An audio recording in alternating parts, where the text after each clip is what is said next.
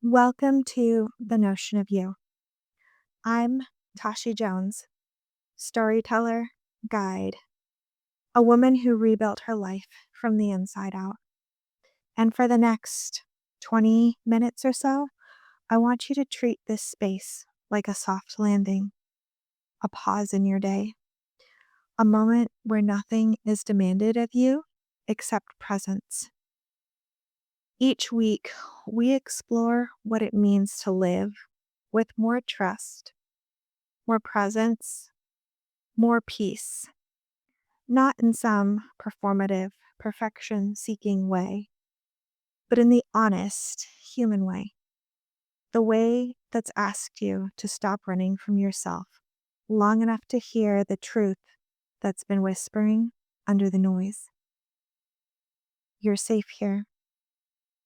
So, wherever you are, walking, driving, hiding in the pantry for 5 minutes, or sitting in your car before going inside, let this be your moment. Take a deep breath. Let your shoulders fall. Let your jaw unclench. Let your belly soften, even if for a second. You're safe here. And you don't have to brace yourself in this space. If your mind has been spinning, if you've been scrolling to numb the ache, if you've been juggling everyone else's needs while quietly neglecting your own, this is for you. It's for the woman who keeps asking the same question I've asked myself for years. Can I really trust myself again? So let's begin. I want to start with a story. I've never really told it in full, not because it was hidden, but because for the longest time I didn't know how to describe it. I didn't have language for it. It was September of 2019. September always seems to have a certain honesty to the month. The light starts to change, the air starts to thin out, the summer's slipping away before you're ready for it to be over. There's a quiet edge that creeps in, a sense that the chapter is ending, whether you want it to or not. That's exactly what it felt like for me, except that instead of a chapter ending, my entire internal world collapsed.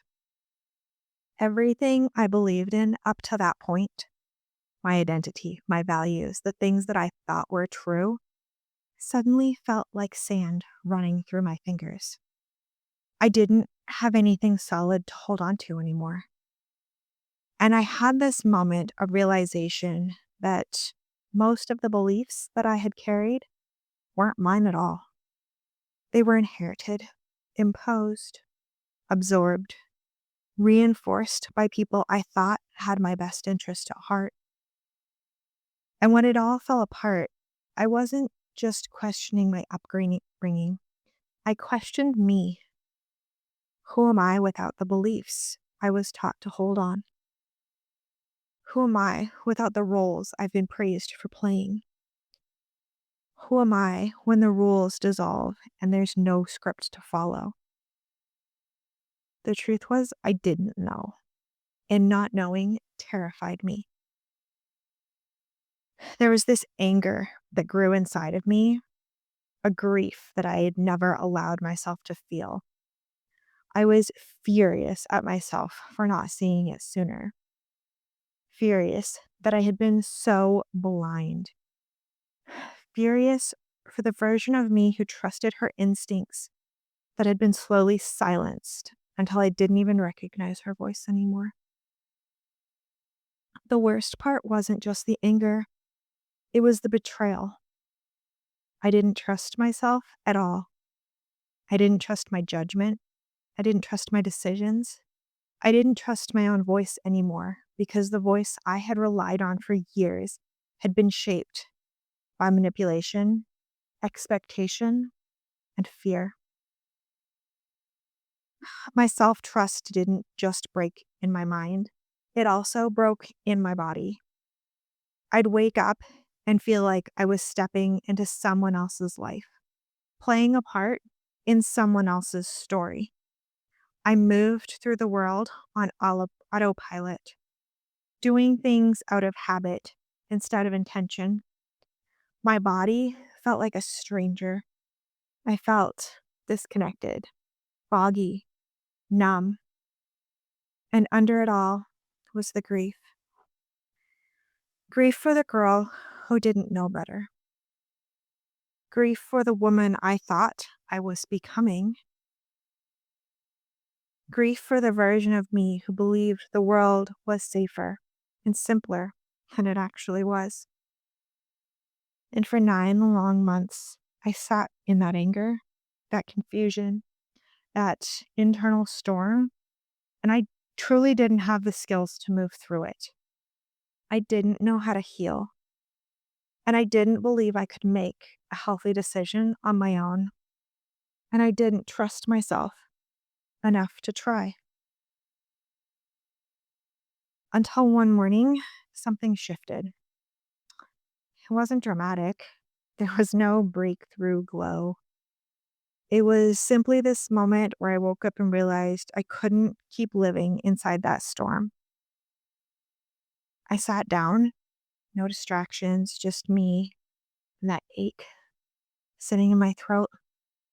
For the first time in years, months, I asked God, what needs to change?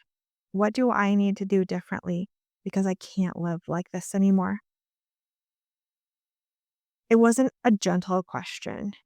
It was more a desperate, raw plea. The answer came so clearly that I didn't believe it. Stop drinking. No negotiation, no bargaining, no cut back or excuses. It was simply stop. And the part that surprises me the most when I look back on it is there was no resistance in my body. None. It felt like the decision had been made for me.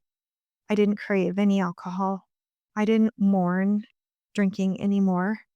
I didn't justify keeping it. I just stopped. And in that quiet, unexpected clarity, it was the beginning of reclaiming my self trust. Not because it was about the actual alcohol. Honestly, it never really was. It was about hearing myself and hearing God again. It was about following that inner judge without outsourcing it. It was realizing that my intuition wasn't gone, but it was waiting for a space to speak. That decision became my doorway, my beginning, the first thread I started pulling to stitch myself back together. And this is where we're going to shift a little bit because what happens next is I want you to understand self trust isn't rebuilt through grand gestures. It's rebuilt through the smallest moments of listening.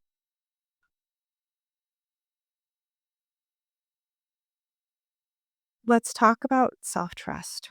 What actually is it? Why so many women lose it? And what rebuilding it looks like in real time. Self trust is not confidence, it's not even competence. It's not being fearless, certain, secure. Self trust is a quiet ability to hear your own voice and honor it. It's the inner knowing that says, I may not have all the answers, but I trust the way the truth feels in my body. But here's why many women lose it. We are raised in systems that reward obedience, politeness, performing the quote unquote right version of ourselves. We're conditioned to second guess our instincts. We're praised for being agreeable, self sacrificing, predictable, pleasing.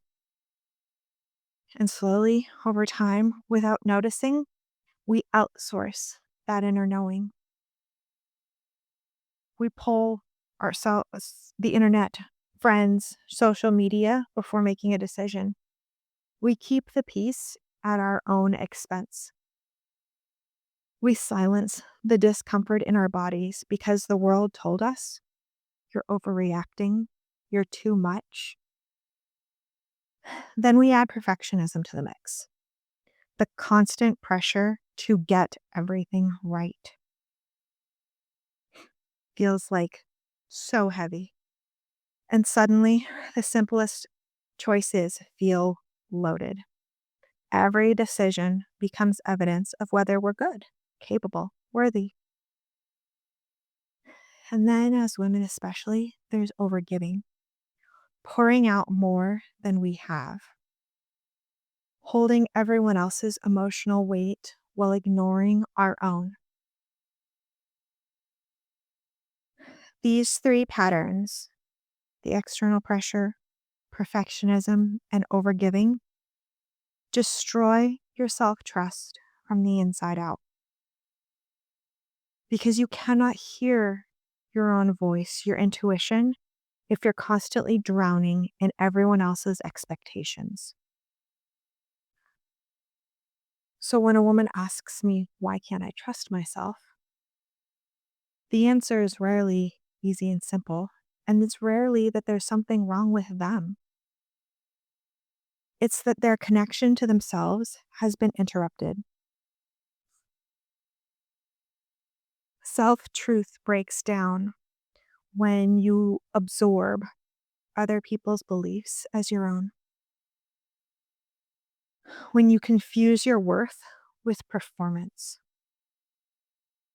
when you don't have the space in your life to hear your own voice, when you constantly override your body's signals for too long. You betray yourself in small ways without noticing.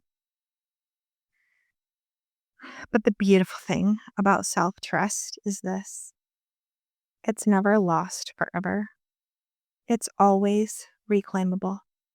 Always. Rebuilding your self trust starts with three shifts: awareness, choosing a new North Star, and daily tuning in. So let's break these down. Awareness. You can't change what you're not acknowledging. Most women don't even realize how often they override their own cues. Think the stomach drop, the tightening in the jaw, the hesitation before you move. That's actually wisdom. Awareness looks like, oh, I ignored myself there. Or I said yes, even though my whole body said no. Or recognizing that you minimized your own discomfort because someone else needed you to be easy. Naming those moments is the awareness and the beginning of that self return.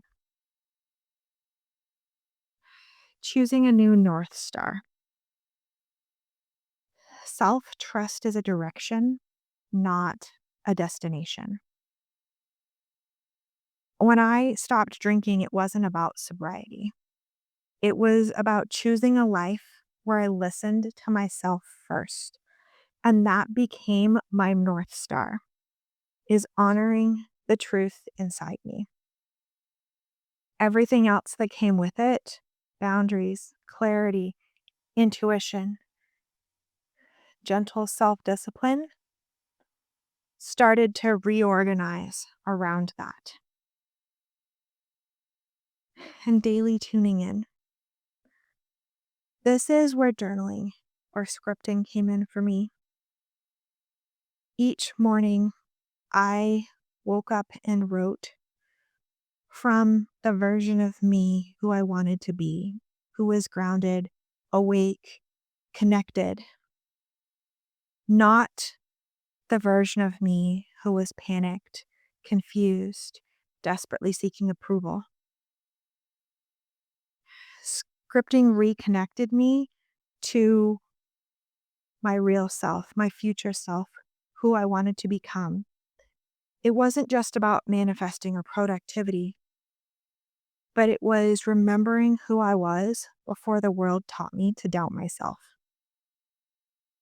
And over time, these practices became a new foundation, one strong enough to build a life on. So let's make this real for you. You don't rebuild self trust by thinking about it, you build it through integration, through small, grounded acts of attention that reconnect you to your own voice. This is going to be the hardest part, the actual doing, and no one can do this for you.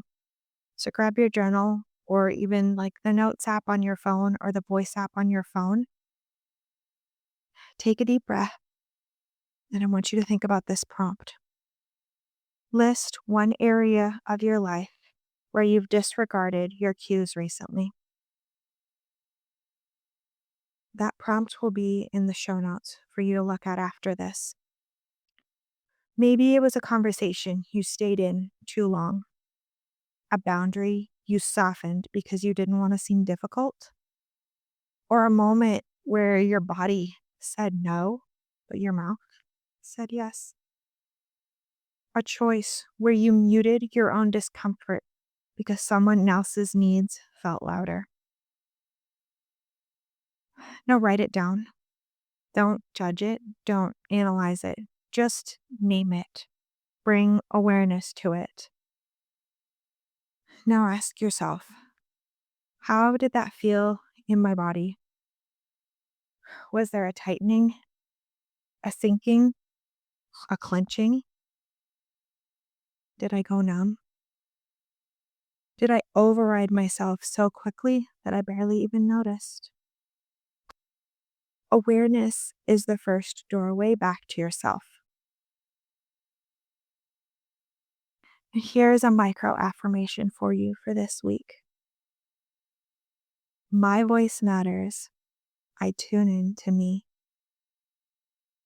Say it softly, loud, whenever you remember.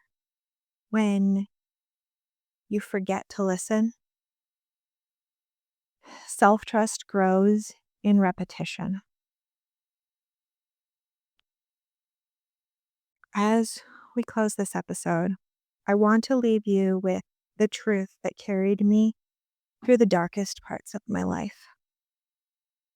Trusting myself has become my North Star. Not because I always get it right, not because I'm fearless, but because I finally understood that my intuition, my inner voice was never broken, but it was buried under all the noise of life. If you felt something in this episode, if it stirred something old, cracked, or opened something for you, or maybe it reminded you of a version that's been waiting to hear it, I want to hear from you. Send me an email or journal your own story and tag me so I can witness your journey. If you know a woman who's living in that same quiet ache, who keeps wondering if she'll ever feel like herself again, send this episode to her. Let her know she's not alone. Next week, I'm sharing the moment when chaos finally caught up with me and the turning point I didn't see coming. So take a breath, trust your voice. You're finding your way home.